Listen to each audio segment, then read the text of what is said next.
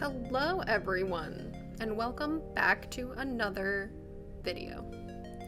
So today, I'll be talking about how I find the energy to keep making comics, because making comics is somewhat of a gruelingly long process, and I think a lot of people, including myself, struggle to keep that steam going. So yeah, I've just kind of collected some ideas on the matter. I think, number one, because I just like to start with the most important thing. You guys don't need to wait till the end of the video. So, most important thing for me is probably the subject matter. So whenever I'm taking a comic commission or working on a personal project, I find that the subject matter really keeps me going. I have to be into it, into the story, into the project, into the subject matter. If it's something I have absolutely no interest in, it's gonna be really hard to keep bothering working on it. So personally, my neurodivergent fixation is vampires. Haha, who would have guessed? I also love working with romance authors. I think those are probably my two big fixations, is like vampires and romance. So yeah, so whenever I'm working on commissions or personal projects with those topics at the forefront, I feel a lot more compelled to work on the project. So that helps a lot. So yeah, don't take commissions or work on projects that you just have absolutely no interest in, unless you really have to. Obviously, in this economy, money is tight, I get it, but if you can avoid it, yeah. Another thing that really keeps me going is collaboration. So working with others, whether again that's a commission or maybe I'm just getting a second opinion on a personal project, the other person really just helps to bring fresh new ideas. I also feel that it actually reduces the mental load of working on everything completely by yourself. And also sometimes you just need another pair of eyes to tell you if something's whack or not. But yeah, I actually really enjoy working on comic commissions because while I love writing, it can be a really big undertaking. I'm also a perfectionist, as y'all know. So sometimes I just get so wrapped up in the writing that I don't even start on the comic. So having someone else write it and kind of guide me as to what their vision is, again, it just takes a lot of the mental load off. And then I can just do my job, which is making sure the visuals are outstanding. I almost said vegetables. The visuals are outstanding. But yeah, and then another thing, and I'm sure you're gonna hear this in literally every video on this topic of keeping art motivation, is taking breaks, which I really hate doing. I always think I can just steamroll a project and get it all done in one sitting. And while I did that a lot in college, which probably led to I call it my post-grad sad burnout. Yeah, maybe don't do that. But lately, because I'm in my healthy girl era, when I start to lose focus, that's when I'm like, okay, it's break time. Don't wait until you're suffering from crushing burnout to take a break, because then you're gonna just start associating exhaustion, mental or physical, with the project, and that's just gonna create this feedback loop that we don't want. So yeah, so when I start getting a little fuzzy, losing a little focus, getting distracted, I'm like, okay, it's break time. Big thing during your breaks, they say try to do the opposite of what you've been doing. So if you've been sitting hunched over, in shrimp posture in your chair, you should probably try to move around. And it doesn't even have to be full-blown exercise. While I do think that helps, if you can take a little walk, maybe lift some weights, just in your house, you don't have to go crazy. Or another thing I do is I'll do a chore. I will get up and go do the dishes real quick, or go take a shower, or just whatever I've been putting off. I find that my mind likes to toggle, I call it, between tasks, and then I just kind of circle around all of the tasks. And I do this with chores, I do this with art. You know, I'll like work on one thing for X amount of time, lose dopamine, do a chore for X amount of time, lose dopamine, and then I just circle around until everything's done. So just get to know how your brain works. I think, again, when you take a break, it should be time to move around. Again, whether that's exercise or a chore, that's totally fine. Or also a snack. A snack is important because you got to keep that brain fueled. And also, those Pomodoro timers, while my like hyperfixation mode does not like taking a break, I do find that a Pomodoro timer is actually really helpful. And I kind of use this method I call controlled distraction. So while the timer's running, I just like force myself to work. And you can make the timer as short or as long as you need to. Literally, when I was having really bad focus problems, I would do like 5 minutes drawing, 5 minutes off. And then you just, no shame, just do it like that until your attention span kind of recenters. And then it's 10 minutes drawing, maybe 10 minutes off. Then you're gonna reach a point where you're like, maybe I don't need as long of a break. And yeah, so I do find modifying Pomodoro timers is really great.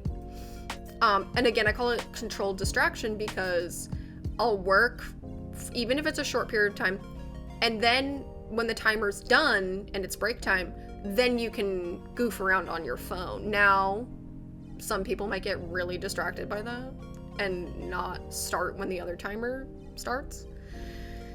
So again, get to know yourself. But I know for me, I tend to, again, I like toggle between tasks. So I'll work and then I'll look at my phone, and then I'll work and then I'll look at my phone. But having a timer tell me, okay, you're done phone time, okay, now it's work time, is actually really helpful. And I should probably get back into that because I found that I have really bad time blindness. So having a like physical reminder of the time is extremely helpful. Again, that's not going to work for everyone. Maybe you really cannot look at your phone while you're working, but yeah, I like to employ that controlled distraction time. So that definitely works for me. Another thing that goes with my like toggling brain is just like mixing up your process or potentially working on multiple projects at one time. I know that sounds crazy, but really, when I get bored of one project, I'll be like, oh, I'm sick of this, but I still have art, like drawing motivation. So then I'll be like, oh, well, let me just work on this other project, you know, and then I get that focus on that project. And then when I get bored of that one, I go back to the other one, you know, so it's kind of just balancing where you're losing steam. But also, maybe I'm working on one project and I'm like, oh, I'm so sick of, you know, sketching 40 pages. Well, maybe I can start the line work and that'll be more exciting. Or maybe I'm like working on line work and I'm getting sick of it, which is rare because I really like doing the inking line work. But yeah, if I'm like, oh, I'm sick of this page, maybe I'll go back to page 1, which is the line work is done, and I'll start coloring because that's just a different mode of thinking. You're kind of using a different part of your brain, I feel. So yeah, so just, you don't have to have like, and I've done this in the past where I had like rigid rules for some reason, and I was like, no, you have to sketch every single page before you can start inking. You have to ink every single page before you can start coloring. And while I do feel that that helps with consistency, it's not actually necessary. And, you know, bouncing around actually does help me with burnout. Another thing that really helps with just finding that energy is deadlines. And while I know for some people deadlines just stress them out, I feel like for me, as a natural born procrastinator who does turn things in on time, just saying, if I have a deadline, I'm like, I can, again, it's like controlled procrastination. Like, I did this in school. I would always turn my stuff in on time. But if there's no deadline, like, I sense no urgency to work on it. So having deadlines really helps me to kind of have a controlled procrastination. And yeah, so if my clients don't give me a deadline, I will give myself a deadline. And I will tell them so that they can hold me accountable.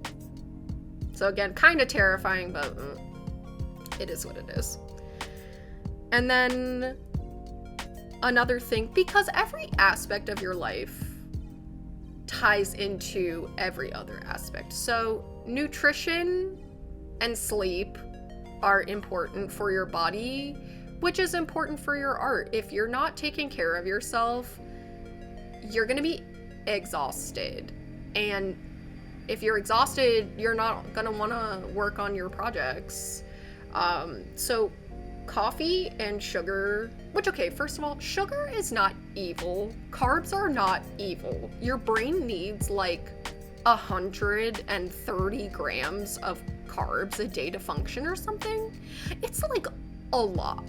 Okay, I'm so done with some tangent here. I hate all this fear-mongering about food. I really do. So don't be afraid of carbs.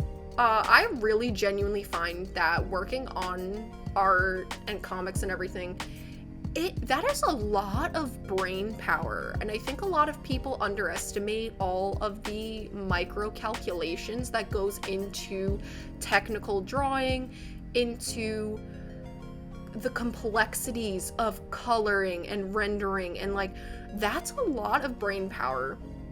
And I think we forget when you're, taking a test, or when you're,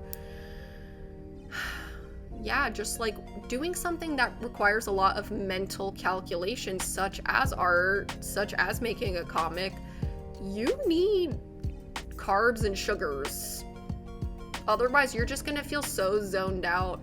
And then I also feel, as someone that lives with like definitely undiagnosed ADHD, coffee and sugar, don't go overboard, obviously, but coffee and sugar really do genuinely help me feel like I'm staying focused. So I try to eat healthy, and I try to just make sure that I got that dopamine in my brain when I'm working. So just don't underestimate the influence of other aspects of your life, like nutrition, like sleep, stress levels. Obviously, if you've got a lot going on in your life, it's going to be hard to sit down and do art. So just take care of yourself physically and mentally so that you don't experience burnout. And I think that's really important.